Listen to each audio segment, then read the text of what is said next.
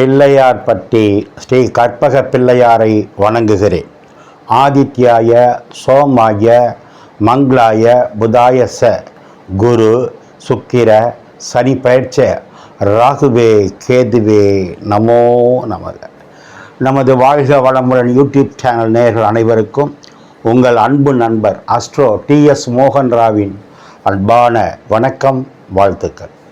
நாம் இப்போ இந்த வீடியோவில் என்ன பார்க்க போகிறோம்னா, மே மாத பலன்கள் பார்க்க போகிறோம். வழக்கம் போல் தான் 12 ராசிக்கும் தனித்தனி வீடியோ பாருங்கள்.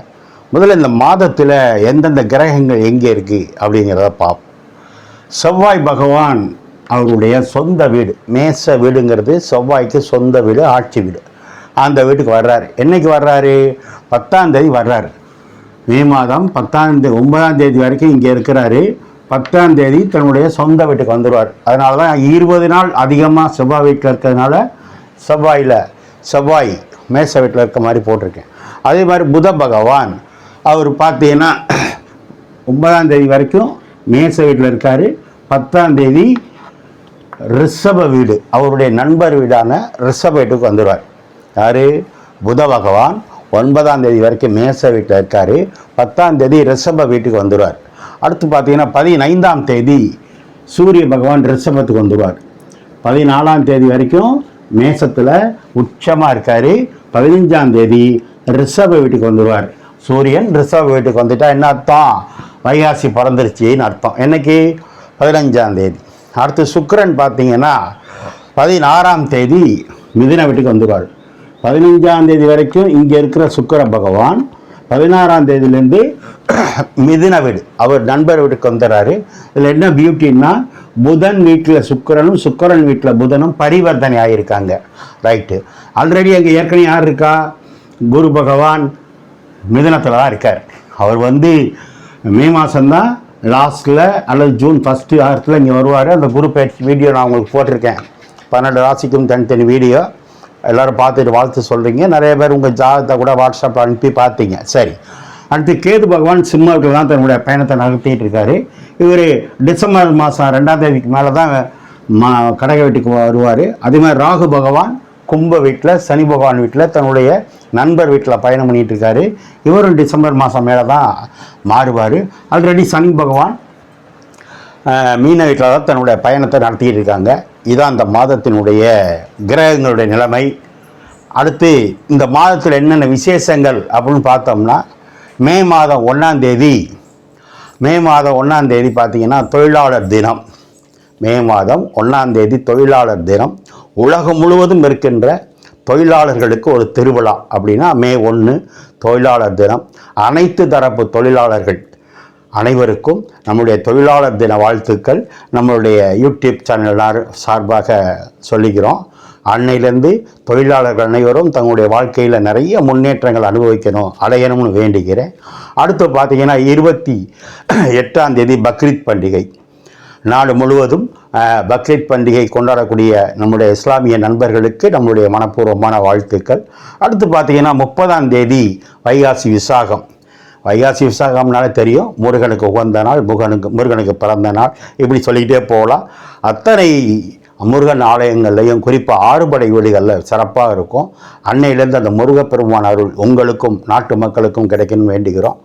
அடுத்து நேயர்கள் நீங்கள் என்ன தெரிஞ்சுக்கணும்னா, நம்ம பேசுகிறது பொது பலன் தான், உங்களுடைய இண்டிவிஜுவல் ஜாதகம் இல்லை. அதனால் யாராவது எனக்கிட்ட ஜாதகம் பார்க்கணும்னா கீழே இருக்க நம்பருக்கு ஃபோன் பண்ணுங்கள். வாட்ஸ்அப் நம்பர் தரேன், ஜாதகம் பார்க்கலாம். நான் வணங்கும் அண்ணாமலையார் உண்ணாமலத்தாய், என் குலதெய்வம் முத்துமாரியம்மன், நான் நித்தம் வணங்கி வேண்டி நிற்கும் குமரமலையான், என் தாய் தந்தையரை வணங்கி இந்த மாத பலன்கள் அத்தனையும் உங்களுக்கு சிறப்பாக இருக்கணும், நீங்கள் எல்லாம் நல்லா இருக்கணும்னு நான் வேண்டிக்கிறேன். வாங்க நம்ம வீடியோக்குள்ளே போவோமா? யாருக்காவது எனக்கிட்ட ஜாதகம் பார்க்கணும்னா கீழே இருக்க நம்பருக்கு ஃபோன் பண்ணுங்கள்.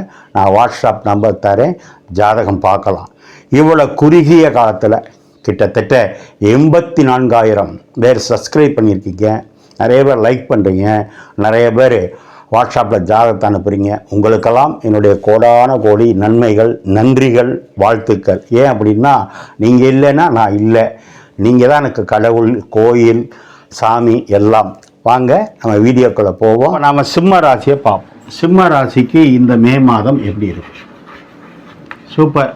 உண்மையிலே சிம்ம ராசிக்காரங்க இந்த மாதம் நிறைய அனுபவிக்க போகிறீங்க. நன்மைகள் அதிகமாக கிடைக்க போகுது. ஏன் சார் அப்படின்னா, உங்கள் ராசிநாதன் யார்? சூரிய பகவான்.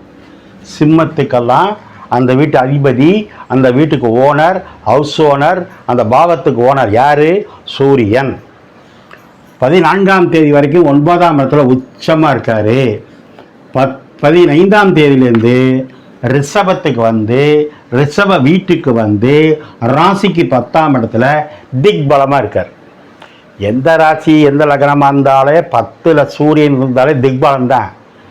உங்கள் ராசிநாதனே 10ல் போயிருந்தா நீங்கள் தான் வச்சது தான் சட்டம். நீங்கள் என்ன சொல்கிறீங்களோ எல்லோரும் கேட்டாகணும். புதிய சட்டம் நிறைவேற்றுவீங்க, புது சட்டம் போடுவீங்க, புது பதவிக்கு வருவீங்க. அரசியலில் பதவி, அரசாங்கத்தில் பதவி உண்டு. சரி, அப்புறம் யார் இருக்கா? 9ஆம் வீட்டு அதிபதி செவ்வாய் 9ல் ஆட்சியாக இருக்கார், பவராக இருக்கார். இது அதோட யோகம். 9னா பாக்கியம், நல்ல நேரம், அப்பாவுக்குள்ள ஸ்தானம், தூர தேச பயணம், எல்லாம் 9. அந்த வீட்டு அதிபதி அதிலேயே அந்த வீட்டிலே ஆட்சியாக இருக்கார். அது நேச வீடு, சொத்து சேரும், பட்டம் பதவி கிடைக்கும். அடுத்து இந்த சூரியன் ராசிநாதன் சொன்னேன், திக்பலம்னு சொன்னேன், 10ஆம் இடம் கர்மஸ்தானம் சொன்னேன். அப்போ புதனோடு சேரும்போது உங்களுக்கோ உங்கள் மனைவிக்கோ உங்கள் உறவில் யாருக்கோ அரசியலில் பதவி, ஆன்மீகத்தில் பதவி, அரசாங்க பதவி உண்டு உண்டு உண்டு. நீங்களே எனக்கு ஃபோன் பண்ணி சொல்லுவீங்க. சரி, புதன்னா யார் சார்? 2ஆம் இடம் குடும்பம், 11 லாபம். 2னா குடும்பம், வருமானம், சூரியனோடு சேர்ந்து 11 10ல் இருக்குது. அப்போ குடும்பத்துக்கு புதிய வரவு உண்டு, வருமானம் உண்டு, சொத்து சேர்க்க உண்டு, திருமணம் உண்டு. பாக்கியாதிபதி செவ்வாய் 4ஆம் இடத்தை பார்க்குறாரு, சுகஸ்தானத்தை. 5ஆம் வீட்டு அதிபதி குரு 5 பார்க்குறாரு, பதவி உயர்வு உண்டு, குழந்தை பாக்கியம் உண்டு. 7ஆம் வீட்டு அதிபதி 8க்கு போயிட்டாருன்னு நினைக்கக்கூடாது. அவருக்கு வீடு கொடுத்தவர் சுக்கிரனோட சேர்ந்து நல்ல நிலைமையில் இருக்காரு. 8ல் சனி இருக்கே சார், அஷ்டம சனி சொல்கிறாங்களே. 6ஆம் வீட்டு அதிபதி சனி 8க்கு போகலாம். அப்போ உங்களுக்கு பொதுவாக அஷ்டம சனி எல்லாருக்கும் வேலை செய்யாது, உங்களுக்கு கண்டிப்பாக வேலை செய்யாது. ஏன்? 6க்கு 8க்கு போனால் விபரீத ராஜயோகம், திடீர் அதிர்ஷ்டத்தில் யோகம், புதிய பதவி, புதிய பொறுப்பு கிடைக்க போகுதுன்னு அர்த்தம்.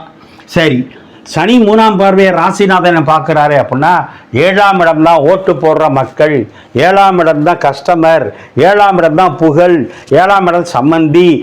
சனி பகவான் ராசியை பார்க்குறாரு. அப்போ உங்களுக்கு ஓட்டு போடுற மக்கள்னால ஆதரவு கிடைக்க போகுது, புகழ் கிடைக்க போகுது, பட்டம் பதவி கிடைக்கும். ஏன்னா செவ்வாய் வலுவாக இருக்குது.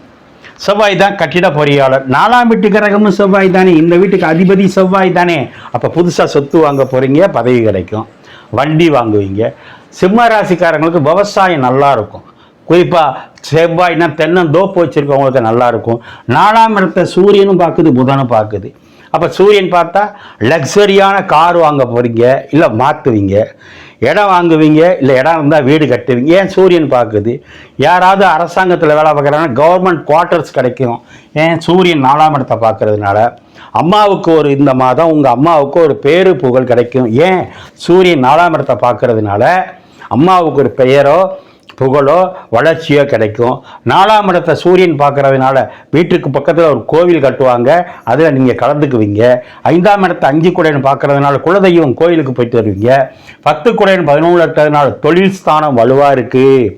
10ல் சூரியனும் இருந்து 10 குடையன் 11ல் இருந்து 11 10 பரிவர்த்தனை இருக்கிறதுனால என்ன முதல் போட்டு தொழில் பண்ணுறீங்களோ அதில் அபரிவிதமான லாபம் கிடைக்கும். ஏன்?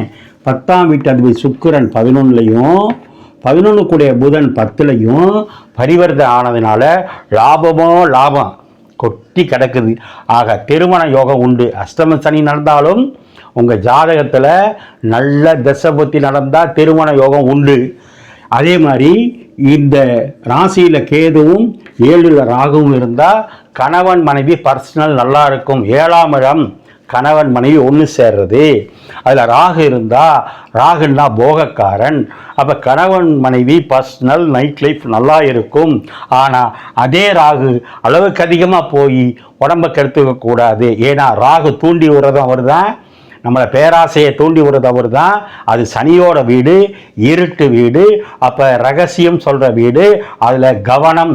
ஏன்னா அரிப்பு கட்டி கொப்பளம் வந்துடும். நெருப்பு கிரகங்கள் வலுவாக இருக்குது, செவ்வாயும் சூரியன் வலுவாக இருக்குது. ஆல்ரெடி 8ல் சனி பகவான் இருக்கார். மோஷன் போனாவே லேட்டாக வருவீங்க இந்த மாதம், அல்லது அதில் ஒரு சின்ன டிஸ்டர்பன்ஸ் இருக்கும். ஆக எச்சரிக்கை என்பது கணவன் மனைவி விட்டு கொடுத்து போகணும். ராகு கேது இருக்கிறதுனால கம்பெனியாக இருந்தால் தொழிலாளி முதலாளி விட்டு கொடுத்து போகணும். அலுவலகங்களாக இருந்தால் ஆஃபீஸர் லேபர் விட்டு கொடுத்து போகணும். இந்த மாதம் 9, 10, 11 வலுவாக இருக்குது. 9னா பாக்கியம், 10னா தொழில், 11னா லாபம். இதை விட என்ன வேணும் சிம்மத்துக்கு? ஆக இந்த மாதம் கொண்டாட்டமே. குழப்பங்கள் இருக்கும், குழப்பத்தை தவிர்த்துருங்க, விட்டு கொடுங்க. சிம்ம ராசிக்காரங்களுக்கு 12, 13 தேதி வாக்கில் கொஞ்சம் சந்திராசனம் இருக்குது, அதில் கவனம். 2 வீலர் ஓட்டும்போது, கார் ஓட்டும்போது கவனமாக இருங்க.